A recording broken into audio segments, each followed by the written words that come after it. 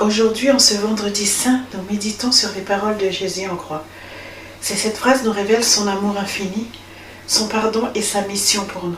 Prenons un moment pour écouter, réfléchir et laisser la parole de Dieu toucher nos cœurs.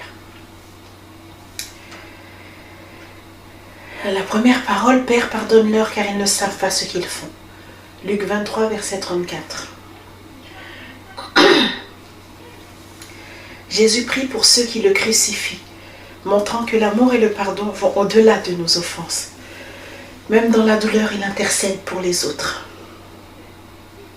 Je t'invite en ce vendredi saint à chercher dans ton cœur la force de pardonner à quelqu'un, même si c'est une personne.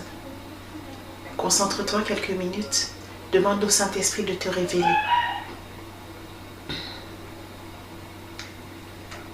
La deuxième parole de Jésus était « Aujourd'hui tu seras avec moi dans le paradis ». Luc 23, verset 43. Jésus promet la vie éternelle à un cœur repentant. Cela nous rappelle que le salut est un cadeau offert à tous ceux qui se tournent vers lui. Dans Jean 19, verset 26-27, « Femme, voici ton fils, voici ta mère ». Même dans sa souffrance, Jésus prend soin de sa famille et de ceux qui lui sont chers. Une leçon sur l'amour, la responsabilité et la bienveillance. Mon Dieu, pourquoi m'as-tu abandonné? Matthieu 27, verset 46, Marc 15, verset 34.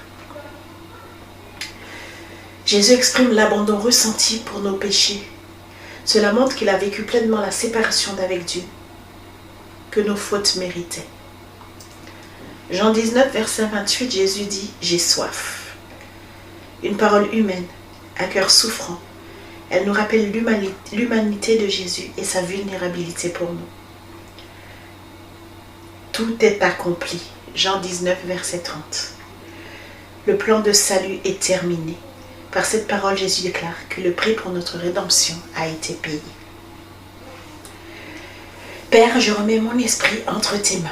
Luc 23, 46. Jésus confie son esprit à Dieu, montrant une confiance absolue et l'abandon total à la volonté du Père. Une invitation à la foi et à la confiance même dans les moments les plus difficiles. C'est cette parole de Jésus nous enseigne l'amour, le pardon, la confiance et la rédemption. En ce vendredi saint, prenons un moment pour méditer sur chacune de ces paroles et laisser notre cœur s'approcher de Jésus. Que sa grâce et sa paix remplissent nos vies aujourd'hui.